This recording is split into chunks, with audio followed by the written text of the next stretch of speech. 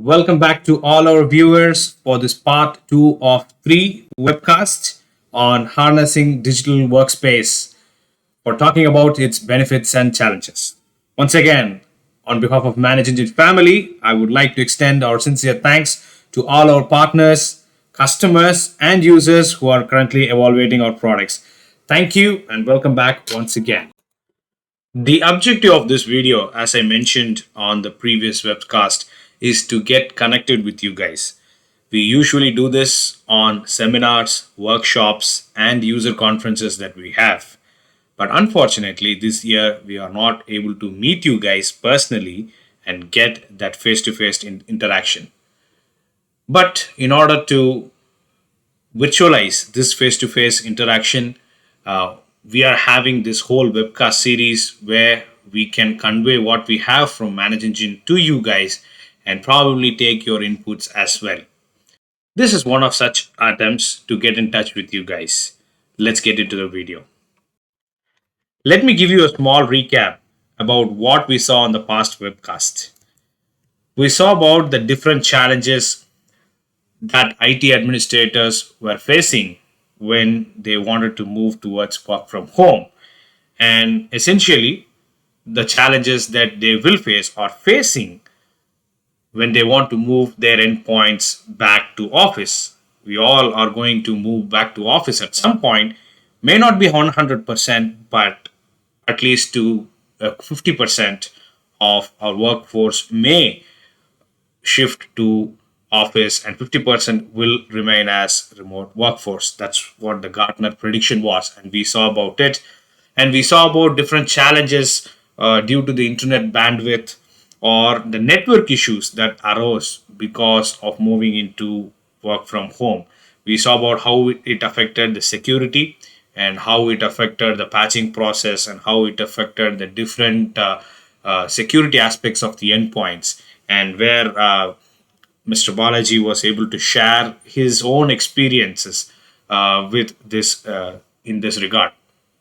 And he also shared experiences about how people were not even able to call 911 because of the network issues that arose because of heavy usage of cell phone towers, and the entire area went down. So we saw how was the effect there.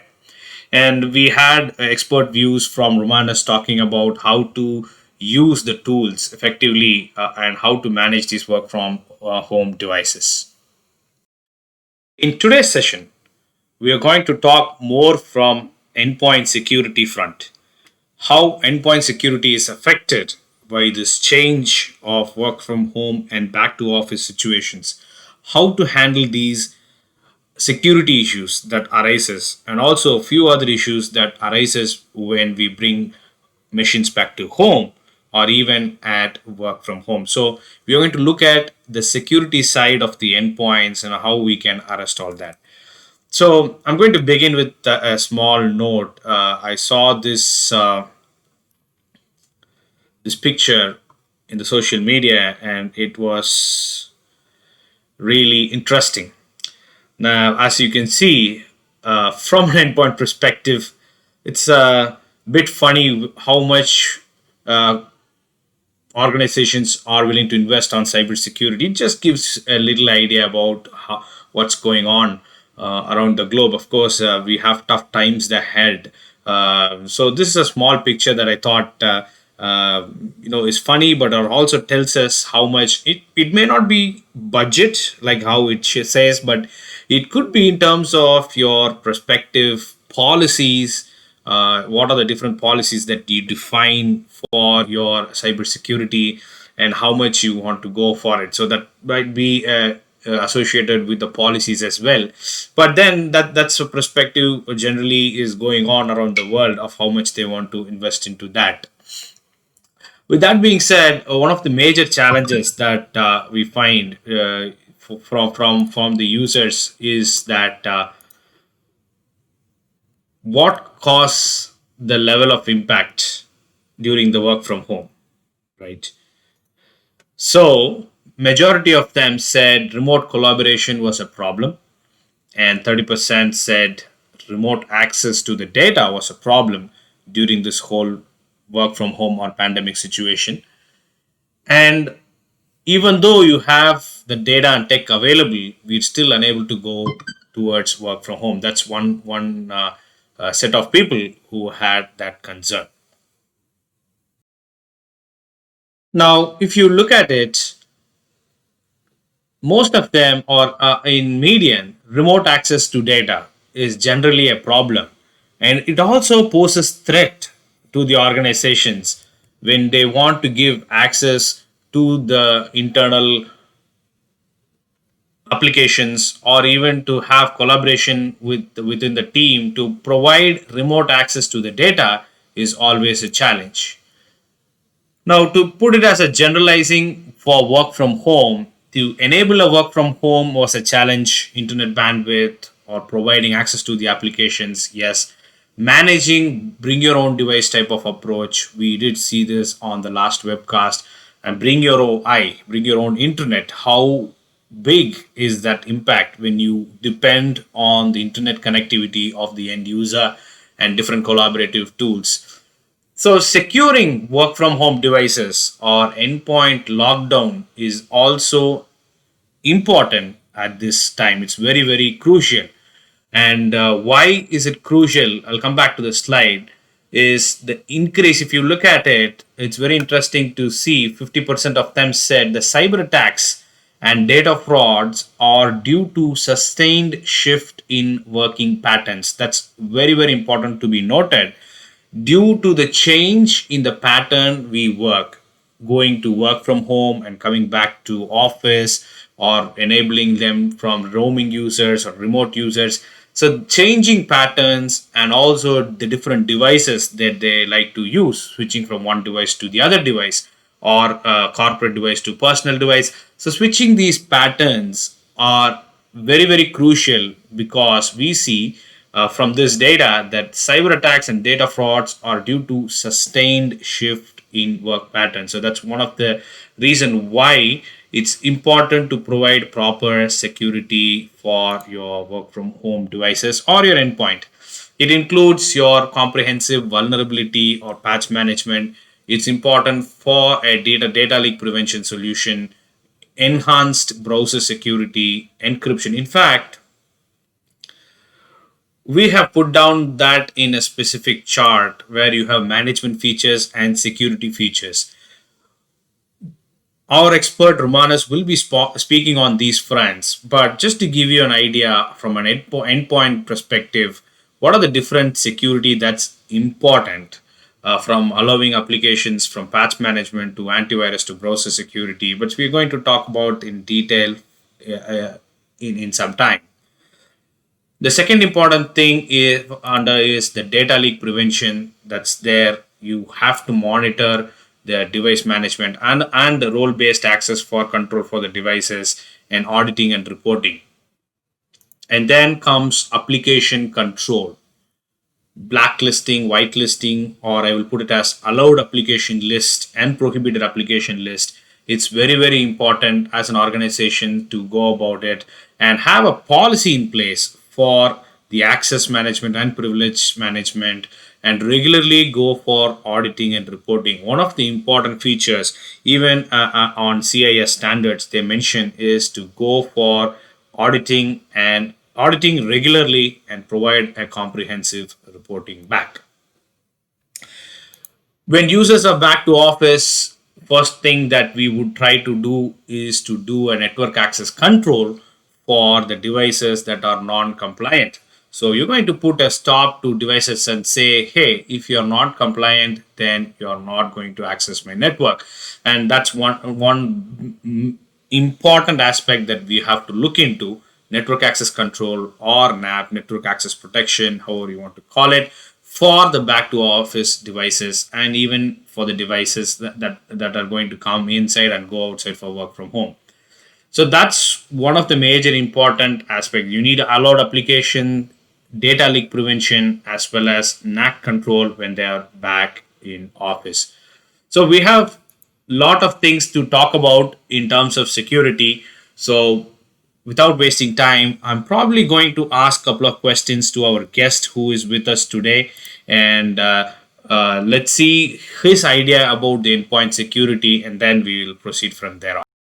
Balaji, thank you very much for joining us for this session. And without delay, Balaji, in your perspective, while we move towards this digital workspace, and how important is endpoint security in your industry, or probably in general? How important is endpoint security from your perspective? Can you talk about those? Uh, See, endpoint is absolutely critical. Endpoint security is absolutely critical, right? Uh, Being the government organization, we deal with public records, and we feel that we have to be a better stewardess than the other organization. We have to ensure and make sure there is no data uh, breach whatsoever. At the same time, users being working from home, which is outside our network, we have to make sure all these devices are patched appropriately and they are in compliance with the existing IT standards. That was one of the challenge. During pandemic, users working from home, that's even more challenging as an IT administrator. You want to make sure the endpoints that is not in the network, make sure they have it's appropriately patched according to the compliance of the IT standard. That's definitely a challenge. Thank you very much for that insight, Balaji. It was really helpful. And I'm going to move this question to Romanus, who's an expert with us. Romanus, from the user perspective, or from our perspective, how important is endpoint security? And probably if you can give us an idea about how to plot endpoint security, or how to adapt to different things from an endpoint security standpoint, it should be helpful for our viewers. That's really an important question which every industry has to really reconsider and always keep that analyzing whether the security, cyber security measures they have sufficient to safeguard their businesses. The ultimate purpose is to have the attack surface reduced, right?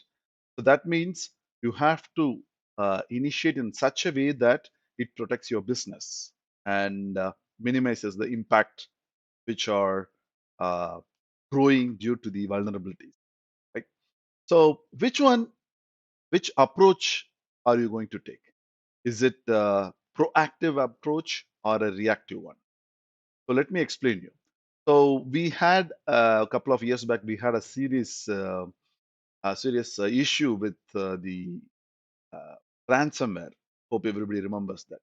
See, that was a simple issue of applying a patch. Microsoft has already released a patch for the SMB-V1 vulnerability.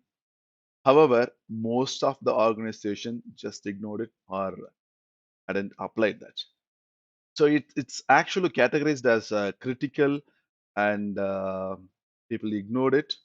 And as a result, when ransomware attackers used this vulnerability to penetrate into a system, that has become a serious issue across the globe. Across the globe, it's not an issue with a specific demographic region. It is a big problem across the globe.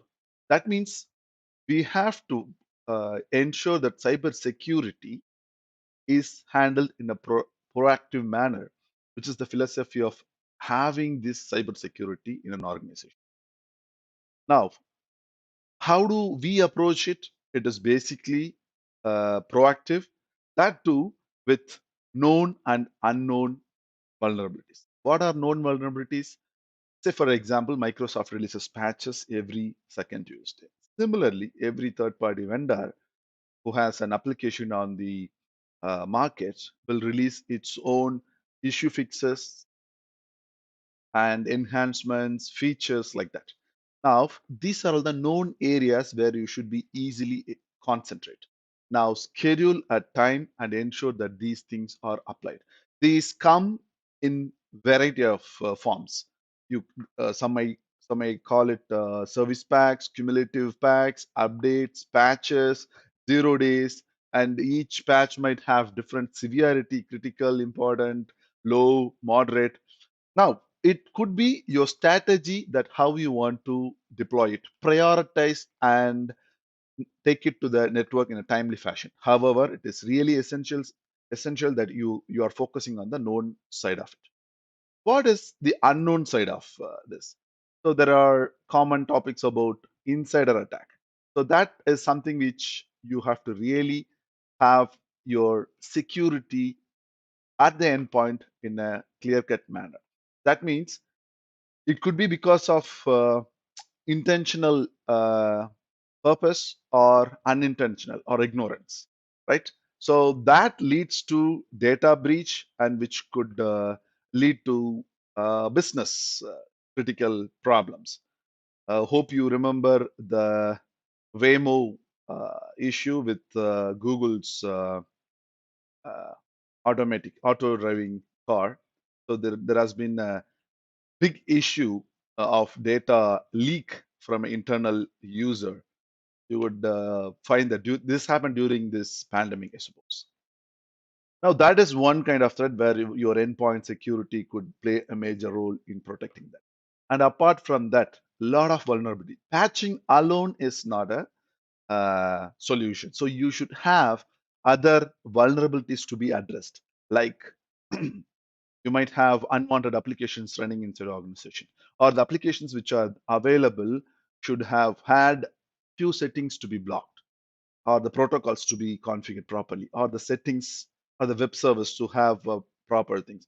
Or to put it in an easier way, there are standard institutions like CIS, CSS controls, NIST. Now they recommend to have certain settings which could harden your operating system and application so that it is your endpoint is tightly protected and the data is secured and your business is protected. So I would say take proactive approach and take known and unknown approach to handle the cyber security in order to reduce the surface attack. Thank you very much for those insights, Romanus. In fact, the proactive approach and the reactive approach really made sense how to go about this endpoint security. And I'm sure a lot of our users will also try to take those approach from your words. Now, getting to the another question, keeping endpoint security in mind, I have another question for Balaji today. Balaji, as we know, endpoint security is really important, and how we are trying to get this endpoint security in place. Now, when users are coming back to our office, right, that's going to be an altogether a different ball game where we have to readjust to probably how it was before, or even more. We have to build policies for the new threat, new surface attack surface that's going to emerge. Now, when the users are back to office, they might have accumulated a lot of pending patches or probably the upgrades and things like that. They might bring user related issues or endpoint related issues and security issues as well. Now, as an IT administrator, what all issues are you expecting when they're back to office, or how do you want to deal with those issues when they're back to office? Are there going to be issues? Yes, the issues are expected. Um, let's take Corona, right? If somebody travels international or even province to province, if somebody coming into a new place, what do? They quarantine themselves before they go out. Apply the same concept here. Uh, if users is outside the network and now they are coming in, these are the challenges that are expected. Uh, the system are either not fully patched up to the standard. Yes, they may have a critical updates, but do they have all the required updates? The answer is no. Uh, have the user have downloaded anything? Most likely not, but that is a possibility as well. So like how you quarantine a person, you do the same thing for the laptops or the endpoints. When they bring in, uh, make sure you do an initial thorough scan. Uh, make sure you have the patches up to date, any of the requirements. Either the Windows version level is not matching. Make sure it's up to the latest before it can go back to the network. Yes, those are the issues that you have mentioned are expected. Not only me, any administrator, they are aware of these. Obviously, you're not going to let them join to the network just like that. And so this is the protocol that I will be following when they back in the network. Thank you very much for those insights, Balaji. And in fact, yes, when you travel around and probably if you're traveling too much, then that analogy of bringing in COVID-19 situation and quarantine period for individuals, right? And doing the same for the endpoints is very much interesting, and it's kind of true too. So when the endpoints coming back to the office, and if they don't meet the compliance, then I think the best way is to quarantine those devices and then get them in compliance. So just like how you do it for COVID-19, and for our viewers too. So if you're traveling too much, stay safe. Have a do some social distancing, and yes, let's beat this COVID-19 out of our world.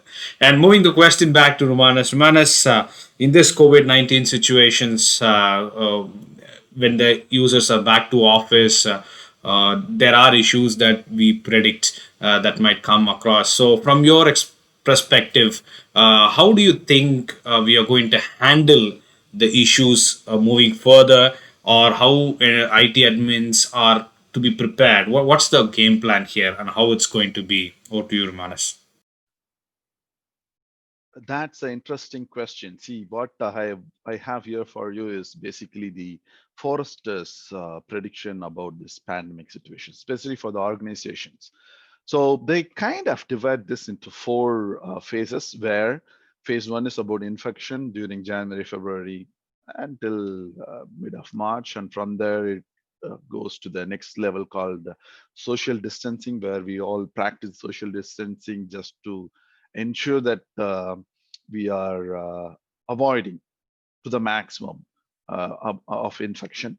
And then came this management, where the companies have started thinking about back to office or starting the work again. And they have followed a lot of policies, and that's where work from home or work from anywhere and managing them remotely, all those aspects started. That's the phase that we are in currently now. And then it is going to move on to the next state called eradication, where this eradication will have the vaccines available, and that too not in the stage of research. It would be practically available, where you should be able to just go and buy and have a vaccine injected on you so that you are protected. So that's the stage four, where even though it's not going to be pre-pandemic stage, it's going to be slightly different from what we had before pre-pandemic. So that's a different story. Now, in stage the phase three, there are a lot of challenges. That's where we are in. We face a lot of challenges. As you said, when the systems or the endpoints are coming in, depending on the policy of the organization, if they have started or doing the patching to catch up what they have not done during infections and social distancing, but started doing that. So they have to capture 3 or 4 months patching cycles put together, and there would be a lot of updates on the applications they use. There would be a lot of policies in terms of restrictions. Now, I don't know whether everything is captured on the endpoint, which is available away from the work environment, basically from the home. Now, at this stage, when everything comes in, you have to really care about. There is two aspects to this. One is the huge load of pile up of patches or software updates or policies that you have to capture. Two, uh, they shouldn't carry any bugs which may lead to data breach or something like that, which leads to business uh, critical issues. Now, in order to avoid that, you have to ensure that when they are entering, you should be able to stop them, ensure that they get updated to the latest um, patching standards that you have, and then you should be able to allow them. Now, keeping that in mind, what you have to do is this. I think we already have seen this.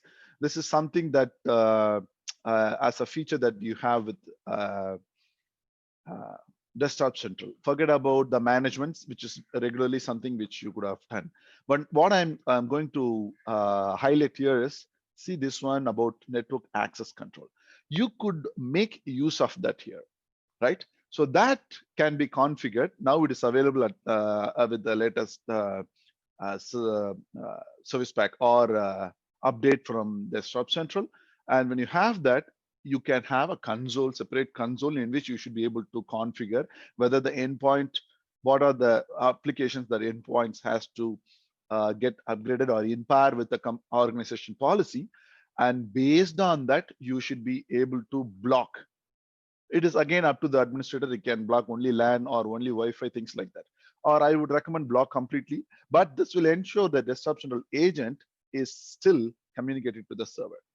Now, when this is enabling you to stop the device communicating to the general production network, however, you are able to manage the device, then nothing stops you doing the patch management or checking the policies or doing the data leak prevention, all patches, upgrades, security policy, put everything. And once if they are done and in par with organization policies, that could allow the endpoint into the organization. Now, this is not a full-fledged network access control. This is only for the Desktop Central, unified endpoint management, managed endpoints, where you have this particular feature in particular build enabled. You should be able to handle it.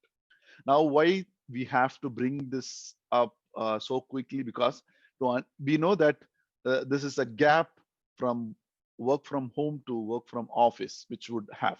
So in order to facilitate, at least in a Delta level, to take control of the endpoints and secure them and then allow them in the production, we kind of just enabled and introduced in the latest new updates. So you should be able to leverage and make sure that you patch and then do the upgrades, necessary policies enforced, and then ensure that endpoints are into the organization. Thank you very much for those great insights, Romanus. It's indeed interesting as well as scary to know that we are on the phase three of this whole COVID situations. And as you said, it might go into 2021 as well, and where we'll have to create our own systems to maintain the workforce health and also to, control the outbreaks that's happening around. And when we talk about these things, I have one more question for our guest, Balaji. As we know, this situation is going to extend for a while, or probably it's going to take some time to subside. We will have workforce that are going to get connected from remote work, and in situations like these, we allow them to use their corporate devices to be connected from public Wi-Fi's or trains or probably malls. So wherever they go, they get connected. At least for some time, some part of our workforce will remain on the remote end. So when we do, they tend to pick up potential threats on these Wi-Fi's, public Wi-Fi's. And how do you think? Do you think patching alone is a solution at endpoint security? That's a common idea that goes around. If I have my endpoints patched, I'm all secure, no worries, even if they go into a public Wi-Fi or things like that. So from your perspective, do you think just patching alone is important, or what are the other things that you as an IT administrator you would recommend to go about as endpoint security? Do I think patching alone will ensure the endpoint security? Absolutely not. Uh, that is just a portion of it. There's more to it apart from just the security side. Uh, this is where I want to talk about this vulnerability management. It is, in fact, it is something, a strategy that I'm working on. Uh, it can be any users, being a government, There's lots of public users come and log into the public Wi-Fi. I need to ensure and make sure absolutely they are not touching the network, but at the same time they have access to just the internet. But if there are contractors, uh, someone who needs to access to certain uh, shared folder, then they need to meet the standards that BLC has. That is the strategy that I'm currently working on. Make sure if this is the certain antivirus, uh, is it all up to date? Uh, is the Windows is fully patched? Does it have all the required updates apart from critical? So that one thing.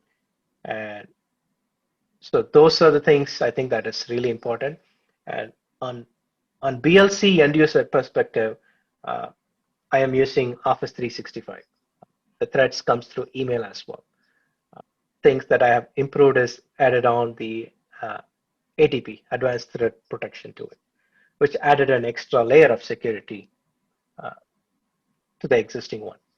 And I'm also looking at a different vendor when it comes to uh, uh, both the firewall and also the antivirus.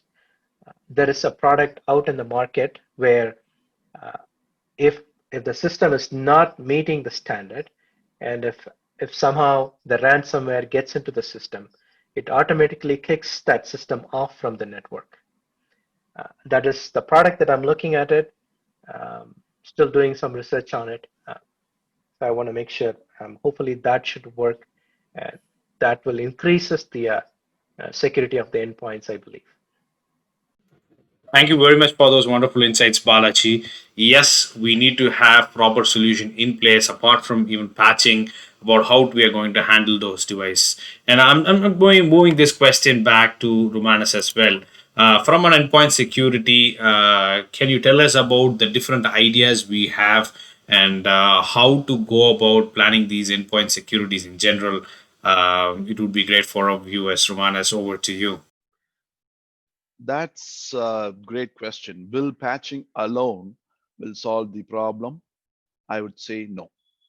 Patching, as we discussed earlier, patching is uh, the way you handle the known vulnerabilities, right? So when you do that, when you have it, you're actually handling the known vulnerabilities so that the protection of endpoint is ensured 90 to 95% because everything is blocked, the known stuff. And apart from this, there are also unknown, which we have been discussing earlier.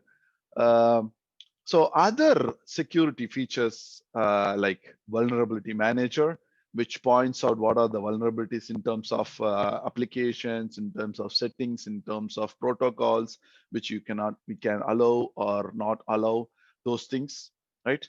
Data leak prevention, right? And then endpoint privileged access management. That means if there is an application, if you are whitelisted, allowed that application would alone be running. This solves most of the problems. There won't be any malware, there won't be any new applications which could come in stealth mode and take the data what you have in your organization and leak it. No. So only allowed applications.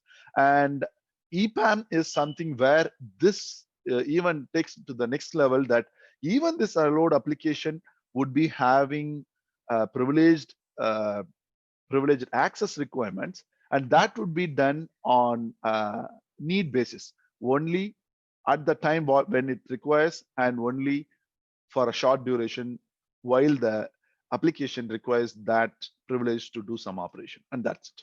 So this way you enable no malware, no additional bots entering and start working on your device, because there's a policy which is always ensure that no new application is running. So apart from patch, so you will find that this is something like vulnerability management, and then allowed applications, right? Data leak prevention, right? And one more important aspect is about the browser security. We also have discussed about this earlier. The browsers are one of the most vulnerable because it has got more power to enable you. So you could do your business application, access it from there. You could do your net banking using that. You could do your entertainment. You could book your tickets online, right? So I read a recent document about interesting stuff like a CEO was having his laptop at home, and one of his teenage daughter used it for some purpose, right? And during browsing, she happened to uh, see a free IQ test, and she took the test, and there it has got some uh, unwanted malwares which got downloaded into the machine. So you might not know how this is happening, right? So when you have better control over the browsers, you will be able to manage them. So what are the add-ons that you are managing, whether the add-ons or plugins which you have is uniformly maintained across your endpoints, whether you are allowing excessive access to the plugins. That means it is not only taking the information what it needs, but it also accesses other information and sending it out, right?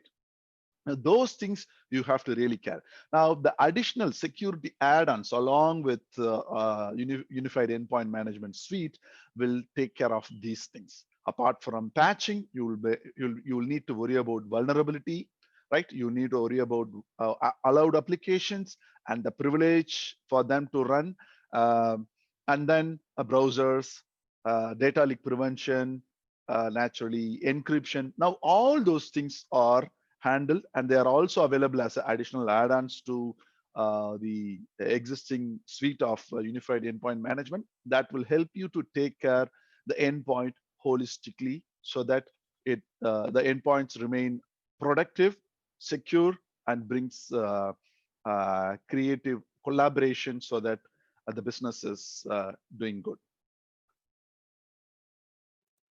Thank you very much for this broader perspective, Rumanas. In fact, yes, every aspect of the endpoint, application control, patching, the browser security, which is definitely has a greater impact. In fact, last year there was even a speculation about a space mission program that's been sabotaged by an unpatched browser. So that's a lot going on in those areas where it's important to have browser security in place as well. So thank you very much for both of you, Romanus and Balaji, for talking to us today through this part two of this webcast series of harnessing digital workspace.